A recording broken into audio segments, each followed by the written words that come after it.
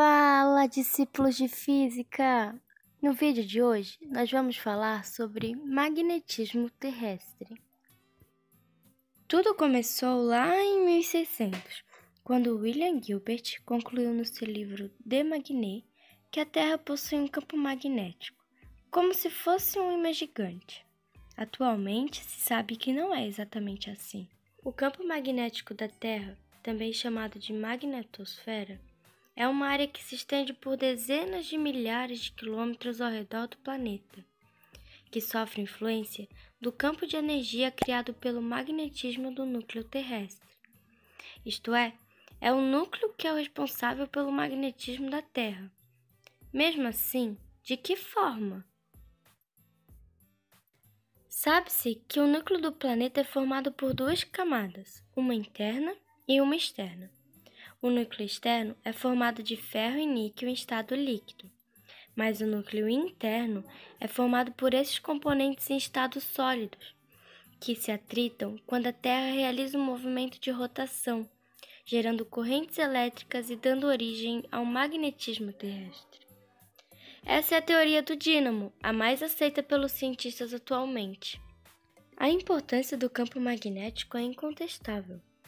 Foi ele que permitiu as grandes navegações pelo uso das bússolas, e hoje serve como referência para o uso de GPS e outros instrumentos de navegação. É ele que nos protege dos ventos solares, funcionando como um escudo para o nosso planeta. E é ele também que serve de referência para a locomoção de alguns animais, como minhocas e aves, por exemplo. Na física, as linhas de indução magnética partem do Polo Norte para o Polo Sul. Cuidado com essa parte, pequeno discípulo. Os polos magnéticos não estão localizados onde estão os polos geográficos. O Polo Norte magnético localiza-se próximo ao Polo Sul geográfico e o Polo Sul magnético localiza-se próximo ao Polo Norte geográfico. Eis aqui um desenho onde isso fica visível. Você deve ter percebido que os polos magnéticos não estão alinhados aos geográficos. O nome dessa diferença se chama declinação magnética. Ela varia de lugar para lugar na Terra e também varia ao longo do tempo.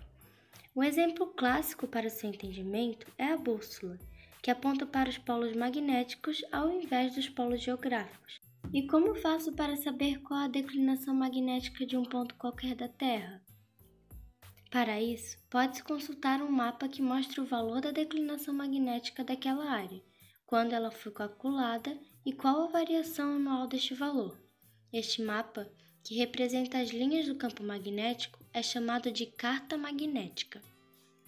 Apesar de atualmente os polos magnéticos estarem próximos aos polos geográficos, não quer dizer que sempre foi assim. Diferente do eixo de rotação, que é fixo, o eixo magnético sofre alteração com o tempo, podendo até mesmo reverter a sua polaridade, isto é, o polo norte magnético pode se tornar o polo sul e vice-versa. Se lembra das linhas de indução? Então, elas também podem ser chamadas de linha de força, que, como já vimos, partem do polo norte para o polo sul magnético. Quanto mais próximas estiverem essas linhas, maior será a intensidade do campo, sendo menor quando as linhas estiverem mais afastadas. E como é medida essa intensidade? A intensidade do campo magnético é medida pela unidade chamada Tesla, onde comumente usamos a nanotesla. Estudos afirmam que nos últimos 150 anos, a intensidade do campo magnético sofreu uma redução de 10 a 15% do que era antes. Por fim, vamos falar sobre algumas curiosidades do tema. Você sabia que também há fontes externas de magnetismo? O campo crustal, que é formado pelas rochas magnéticas da superfície terrestre, é um exemplo disso.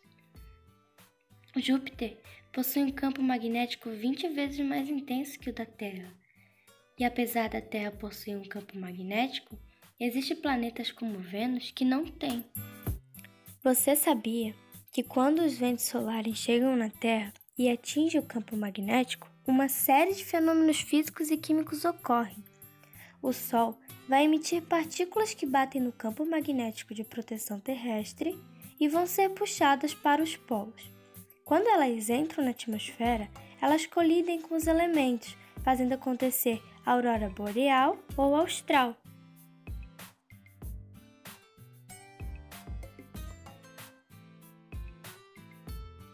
Com esse experimento, você vai ter um entendimento maior sobre as linhas de força ou de indução. Estamos jogando sobre uma bolinha de isopor com superimã dentro e limalha de ferro. Você pode perceber que ao jogar ela se concentra nos polos. Isso é explicado por conta dessas regiões ter uma intensidade do campo magnético maior que as outras, pois é nos polos que encontramos uma maior concentração dessas linhas.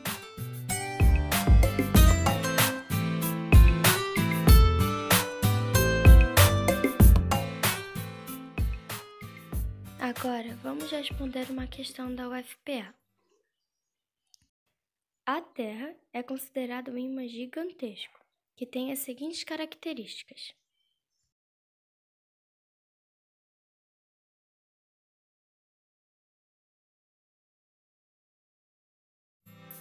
Este trabalho foi realizado pelos alunos André Schumann, Heloísa Machado e Kathleen Pereira, da turma de Recursos Pesqueiros Módulo 5.